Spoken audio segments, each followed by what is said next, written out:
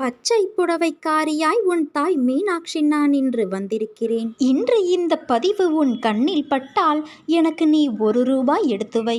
₹1 நீ எனக்கு கொடுத்துவிடு என் குழந்தையே.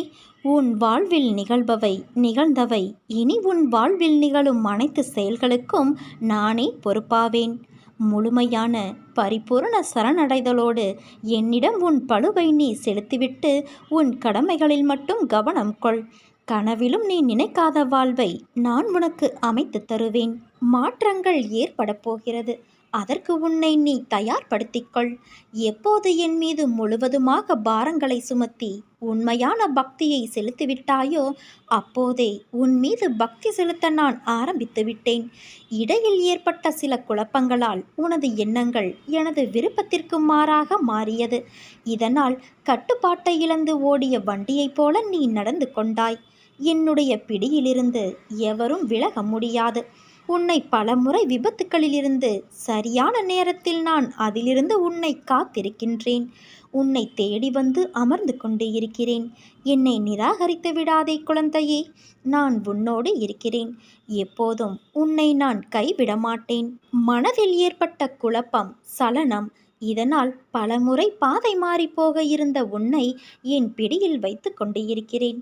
எத்தனை பிரச்சனைகள், எத்தனை சண்டைகள், எத்தனை துயரங்கள் கடினமாக அனுபவித்தாய். ஒரு முடிவு இல்லாமல், கடிவாளம் இல்லாமல் அத்தனையும் உன்னை தொடர்ந்து கொண்டே இருந்தது. உன்னை வழி நடத்தி நான் அழைத்துச் செல்வேன். அப்படியே உனது பிள்ளைகளையும் நான் வழி நடத்துவேன். எத்தனை ஜென்மங்களானாலும் தொடர்ந்து வழி நடத்துவேன் குழந்தையே.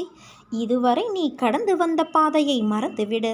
உனது எண்ணங்கள் தலையெழுத்தை மாற்றியமைத்து பல வருடங்கள் ஆகிறது.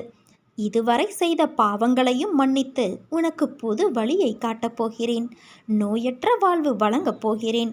விரைவில் நல்ல செய்தி உனது செவிகளில் வந்து சேரும் என் குழந்தையே. முழு கவனத்தையும் என் மீது திருப்பு. இப்போது செய்யும் பணியிலிருந்து நீ விடுபட நினைக்காதே. உன்னை நீ நினைத்து பார்க்க முடியாத அளவிற்கு நான் உயர்த்தப் போகிறேன். நம்பிக்கையோடு காத்திரு. பொறுமையாக இரு. நான் உன் நிழலாக என்றும் இருப்பேன். என் பக்தர்களுக்கு தீங்கு நேரிட நான் ஒருபோதும் விடமாட்டேன். இந்த வாழ்க்கை அற்பமானது என்று எண்ணி விடாதே. மிக மிக அரிதானது இந்த வாழ்க்கை. இந்த வாழ்க்கை பயணத்தை நாம் அர்த்தமுள்ளதாக்கிக் கொள்ள வேண்டும். அந்த பயணத்திற்கு நீ தேர்ந்தெடுக்கும் பாதையானது உண்மையில் நீ தேர்ந்தெடுத்ததல்ல. உன் வாழ்க்கையும் உனக்கான பாதையும் அந்த வாழ்க்கை பயணத்திற்கான செயல்களும் நீ தேர்ந்தெடுத்ததல்ல. நீ செயலாற்றுவது அல்ல. இவை அனைத்துமே ஏற்கனவே தீர்மானிக்கப்பட்டது. அப்படி தீர்மானிக்கப்பட்ட வழியில்தான் நீ நடந்து கொண்டு இருக்கிறாய். உன் வாழ்க்கை தீர்மானிக்கப்பட்டது. அதை புரிந்து உணர்ந்து கொண்டால் உன் வாழ்வின் நோக்கம் என்னவாக இருக்கிறது என்பதில் உனக்கு தெளிவு கிடைத்துவிடும். இதில் உனக்கு தெளிவு வந்துவிட்டால் உன்னுடைய வாழ்க்கை உன்னதமானது என்பதையும் புரிந்து கொள்வாய். ஆனால் பலரும் இங்கு புரிந்து கொள்வது இல்லை. சக்தியின் உன்னதங்களை தெரிந்து கொள்வதே இல்லை. ஏற்கனவே திட்டமிட்ட உன் வாழ்க்கையில் மேடு பள்ளங்கள் ஏற்படலாம், நிறைக்குறைகள் ஏற்படலாம், கஷ்ட நஷ்டங்கள் இருக்கலாம். இன்னும் சொல்லப்போனால் இந்த உலகம் யுத்த களம் போல இருக்கிறது என்று நீ நினைக்கலாம். நம் வாழ்க்கையே யுத்தமாகி இருக்கிறது என்று வேதனைப்படலாம். ஆனால் கவலையே படாதே. உன்னையும் உன் வாழ்க்கையையும் என்னிடம் ஒப்படைத்துவிடு. உன் வாழ்க்கை பயணத்தில் ஏற்படுகின்ற எல்லா கவலைகளையும் நான் எடுத்துக்கொள்கிறேன். உன் பயணத்தை நான் இலகுவாக்கி தருகிறேன் குழந்தையே.